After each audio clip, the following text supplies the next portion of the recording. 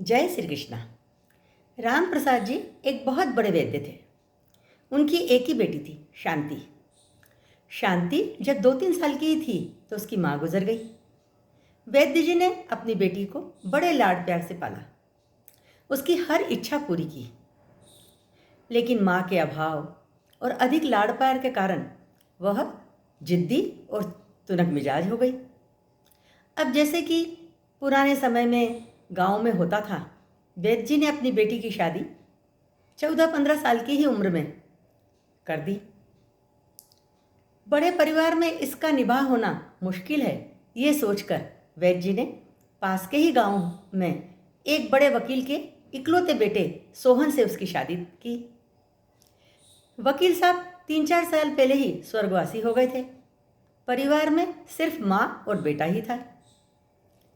शांति जब ब्याह के ससुराल आई तो कुछ सालों तक तो सब कुछ ठीक ठाक चला, क्योंकि उसकी सास ने सारा काम संभाल रखा था।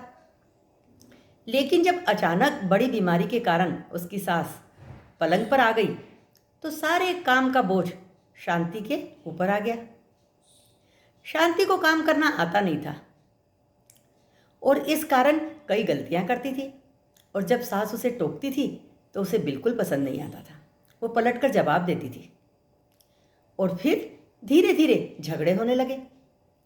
आसपास के लोग मज़े लेने लगे, झगड़े और बढ़ते गए।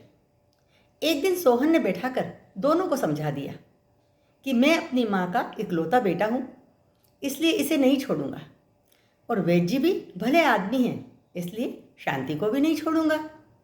अब अगर तुम लोग इसी तरह झगड़ते रहे तो मैं नदी में डूबकर जान दे दूंगा। सोहन की धमकी से झगड़े तो बंद नहीं हुए, लेकिन दोनों सोहन के सामने चुप ही रहती। फिर भी सोहन रात को अपनी माँ का तमतमाया हुआ चेहरा, पत्नी की सूजी हुई आंखें देखकर सब समझ जाता। इस बार शांति जब अपने पिता के घर गई तो वह अपने पिता से लपेटकर बहुत रोई और अपनी सास की सारी बातें बताई। अपनी इकलौती बेटी को रोते हुए देखकर उसके पिता बहुत दुखी हुए। थोड़ी देर बाद शांति ने अपने पिता से कहा, पिताजी, आप तो बहुत बड़े वैद्य हो, इस बार मुझे अपनी सास के लिए जहर दे देना, मैं उनके साथ नहीं रह सकती। पिता ने जब बात को टालने का कोशिश की तो शांति जिद पे अड़ गई। पिताजी ने एक कागज की पुड़िया में ढेर सारा पाउडर देकर उसे समझाते हुए कहा कि देखो, तुम दिन रात अपनी सास से झगड़ती हो, अगर सास अचानक मर गई तो सारा संदेह तुम पर आएगा और पुलिस तुम्हें पकड़कर जेल में ले जाएगी। शांति घबरा गई। तब पिता ने कहा, इसीलिए मैं ये धीमा जहर दे रहा हूँ, तुम रोज रात को अपनी सास के दूध में थोड़ा थोड़ा डाल दिया करो, और लोग तुम पर संदेह नहीं करें, इसलिए अपना व्यवहार अच्छा और मीठा कर लो। शांति को बात समझ में आ गई। इस बार जब वह ससुराल गई तो सास के टोकने पर गुस्सा नहीं होती, बल्कि धीरे से कहती, कल से आप जैसा कहोगे वैसा कर लूँगी। सास भी खुश हो गई कि इस बार इसके पिताजी ने इसे अच्छे से समझाकर भेजा है। अब अपने पति को भी संदेह ना हो, इसलिए शांति उसके सामने अपनी सास के पैर भी दबाने लगी। सास को भी अच्छा लगने लगा, वो इसे रोज कहानियाँ सुनाने लगी। अब शांति थी तो 14-15 ही साल की, उसे कहानियों में मज़ा आने लगा। धीरे धीरे वो अपने सास के पास और देर तक बैठती, उनके सिर में तेल लगाती।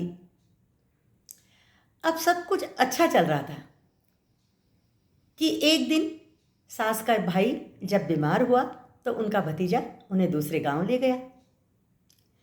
अब 2 दिन में शांति को बड़े घर में बहुत डर लगा, और शांति के सास के बिना उसका मन ही नहीं लगा।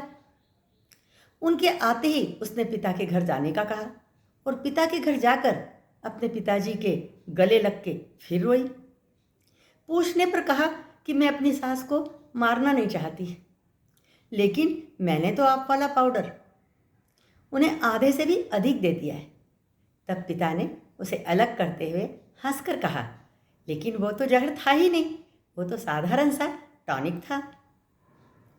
और फिर उसे समझाते हुए कहा कि माँ बाप और भगवान अपने बच्चों को वो नहीं देते जो वो मांगते हैं, बल्कि वो देते हैं जो उनके लिए अच्छा होता है। Thank you.